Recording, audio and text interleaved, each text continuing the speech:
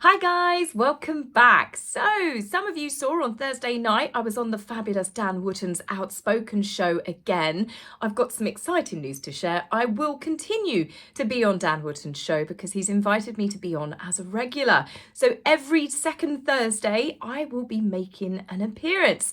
Hopefully I won't be losing my cool like I near enough did Thursday night, and that was because there was a very upsetting subject which really triggered me. I am honestly so angry and disgusted that we've had another vicious resurgence of people attacking Catherine, and this time what they're going for is they're trying to say that Catherine did not have cancer.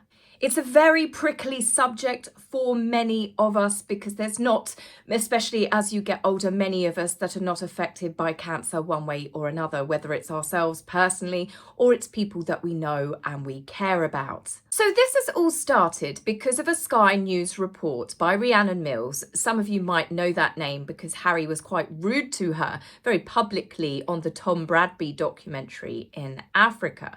Now, what she said was Catherine had been diagnosed after her operation and she had precancerous cells and then started preventative chemotherapy. Now, obviously, Catherine herself had to come forward after her medical records were attempted to be hacked, and she was forced to tell the world sooner than she had liked that she had cancer. Now, Catherine has obviously said this several times, as has the palace, that Catherine had cancer. She's had chemotherapy. It's been a very long and very tough year for her and all of her loved ones. So because of this one error by Rhiannon Mills, apparently Catherine has spent the last year, and the royal family, it's all been fake. Now, of course, all of these people that are spreading this awful malicious rumour are the same people that were saying, "Where's Kate? That's not Catherine, that's a body double. That's an AI video. Look, the flowers aren't moving in the back. The royals have killed her. It's a divorce cover-up." Or even better, when Catherine appeared, she looks too good for someone that's undergoing chemotherapy or has ever had cancer. Trolls will always troll. Some people just wake up and they sit on the computer and they will go after absolutely anybody. They'll go from one person to the next. They don't care about the subject matter that the person normally talks about. They don't care if you're a royal fan, a sports fan, a President Trump fan, a Biden fan. It doesn't matter. They literally sit on their computer every day because it's how they get enjoyment in their life, and some of them are paid to do it, like attack dogs, an online army of abuse.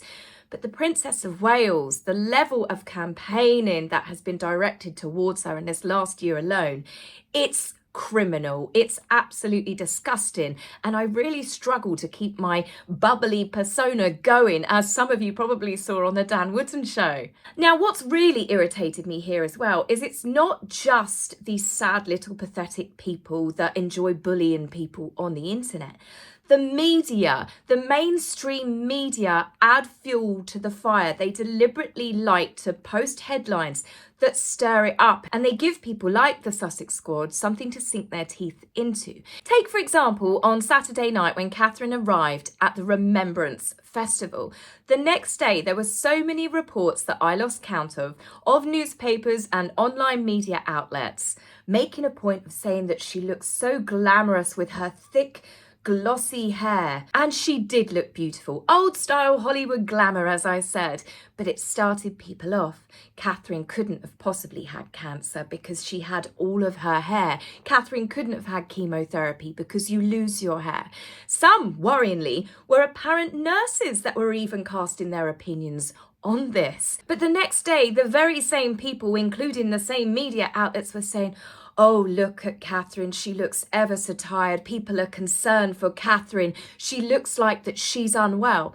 No, it was an unflattering photograph, and out of the many photographs that were taken seconds apart, Catherine looked absolutely beautiful, but they deliberately picked the worst photograph of her, which can sometimes be down to bad lighting. But given the emotion of the day, like I've said in my videos covering this, Catherine quite clearly shed a tear, as most people do. Members of the royal family have shed tears watching the number of people and the meaning behind it all.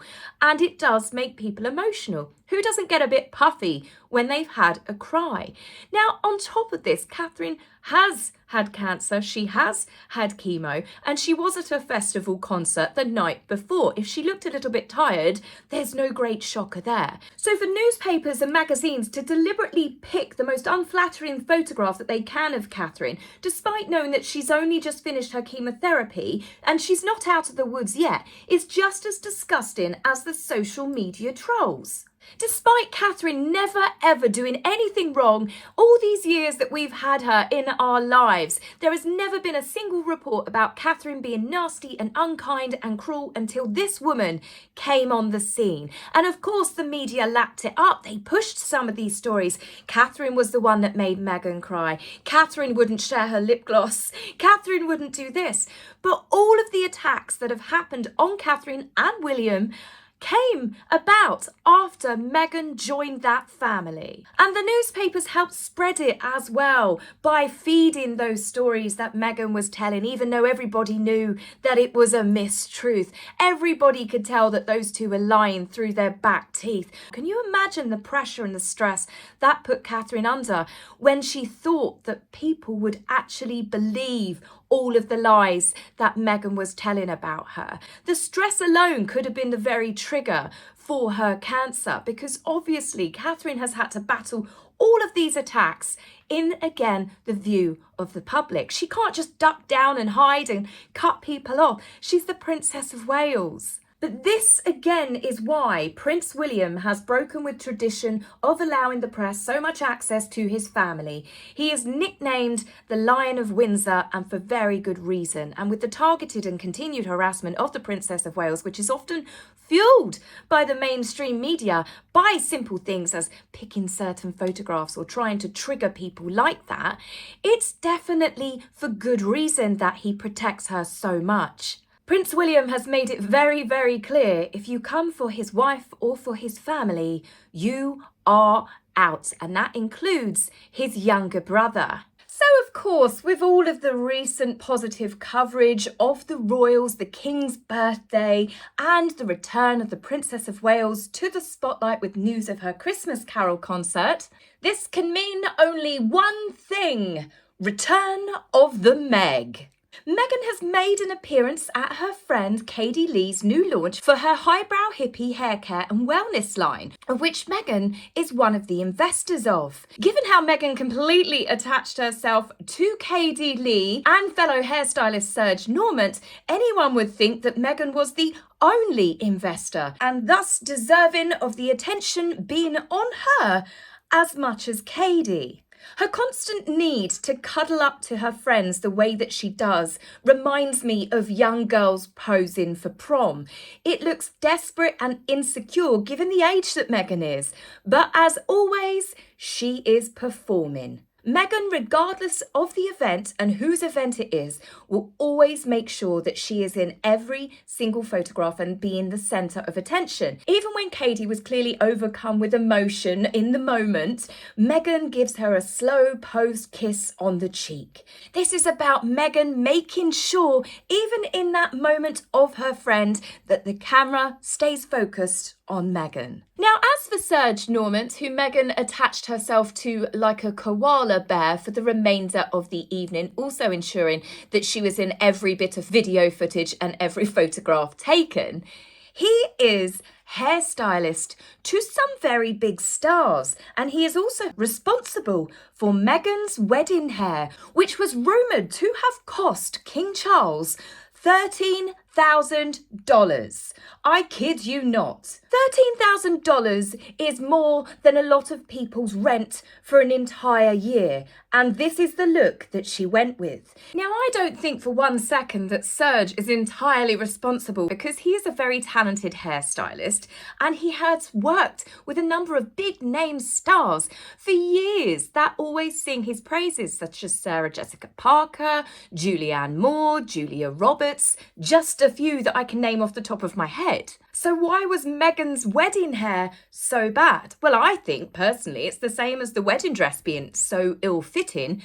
That's purely Meghan's choice. I believe, just like the bad tailoring on Princess Charlotte's bridesmaid dress, Meghan's hair looking that bad was on purpose because she wanted to attract criticism so then she could play victim. So as for Meghan investing in products, she certainly is showing a pattern, and that is the fact that these people are all very well connected in Hollywood, with Katie being the hair colorist to stars such as Gwyneth Paltrow, Kristen Davis and Julia Roberts. It's clear that Meghan is investing money into people that have connections, people that could potentially give her a leg up. Nobody should be surprised at this, given the fact that Meghan used her royal wedding in part taxpayer-funded £32 million extravaganza to network. Now, speaking of Julia Roberts, as I said, she's good friends with Serge and with Katie Lee. Meghan has remarkably morphed into her in these photographs. Now, whether it's just a filter, given the fact that Meghan and Katie look so completely unnaturally smooth like waxworks in some of the photographs, or whether it's because Meghan has finally stopped dipping herself in fence paint, Meghan does look very, very different. Now, that being said, she did look beautiful. I've always said that Meghan is a very, very beautiful woman. She may not have a nice personality and she may have treated people abominably, and that is why people do not like her, but she can look incredibly beautiful. This is no exception. She was glowing. She had the girls out wearing a sexy little black strapless corset style top, and she looked like she was having fun. And I would say that Meghan, the way that she's looking, the way that she's dressing, the way that she's behaving, she reminds me of a newly single woman having her glow up, going out, making sure that she's having lots of fun with her friends, showing the ex what he's missing. And it's definitely adding fuel to the fire that perhaps Meghan is on the prowl for husband number 3. It seems that perhaps Harry's usefulness has finally expired. Meghan has got the money, she's got the fame, she's got everything she dreamed of. She is now hanging around with billionaires with lots of connections to Hollywood. Perhaps this is why Harry has been looking so utterly miserable now that reality is finally sinking in.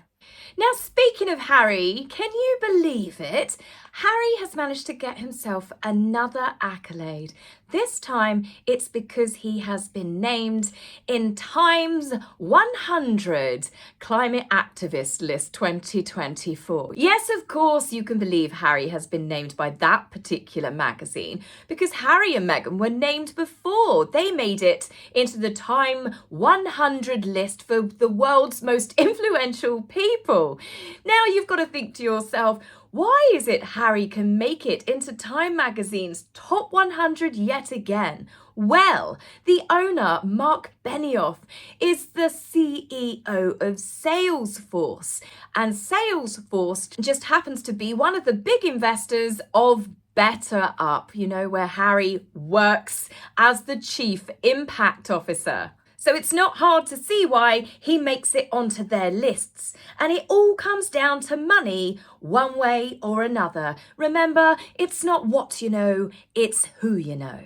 It certainly seems like the only thing Harry is truly committed to these days is collecting shiny accolades for himself. Whether it's humanitarian awards, fighting racism within his own family, top civil rights awards, or for even being an aviation legend, Harry is there to collect. Collecting trophies to buy the public's respect isn't really working out that well for him. And his latest appearance at the Pat Tillman Foundation dinner in Chicago recently, it also proves that Harry is completely tone deaf. So this new nod for Harry is for environmental activism. Yes, the Prince of Private Jets has got an award for Travalyst. Now, you know I've said to you guys nobody really knows what Travalyst does. Well, now I do. Travalyst is a non-profit that provides information on emissions and data for flights. So if you are booking your trip to Spain and you want to look up your CO2 emissions for your flight, you can, just to make sure that you can have the lowest environmental impact as possible, because that's part of the fun that we all think about when we're booking a holiday. No longer thinking about leaving our footprints in the sand, we're thinking about our carbon footprints. The hypocrisy coming from Harry, who's just bought his holiday home in Portugal, all of the wonderful, amazing, beautiful states that you've got in America, all the gorgeous beachfront homes that he could have, but no, he picks a holiday home in Europe, and you know he won't be flying commercially because Harry doesn't really fly commercial. He uses private jets as he goes from one virtue signalling speech to the next, or of course even if he's playing polo. But as for Travalyst winning this award, it's a data collection agency. It's something that you can look up if you want to know that particular set of information. How on earth does that help the planet in any way? The oceans, the forests, the coral reefs, the wildlife. Yet funnily enough, Prince William didn't make the list despite the success of the Earthshot prize, which is actually making a real difference to the planet and for conservation. This year's winners of the Earthshot prize are Altindala Conservation Initiative, who have saved the Saiga antelope from extinction in Kazakhstan. Gayo Green Africa Youth Organisation, with a reach across Ghana and Uganda, have designed the zero waste model that brings together communities to clean up waste and create jobs across Africa. They kept 170 tonnes of waste out of landfills. Then you have High Ambition Coalition, which is pushing for governments all around the world to increase their protected ocean and land zones, preventing resource extraction and overfishing, for example. Then you have Keep It Cool, which cover Kenya and Uganda. They provide sustainable refrigeration for small farmers and fishers, helping extend the shelf life of their produce and their catches, thus reducing spoilage and increasing people's earnings, which helps all of the communities. Then the final winner is Advanced Thermal Voltaic Systems. They turn industrial waste heat into electricity, cutting down CO2 emissions by the gigatons.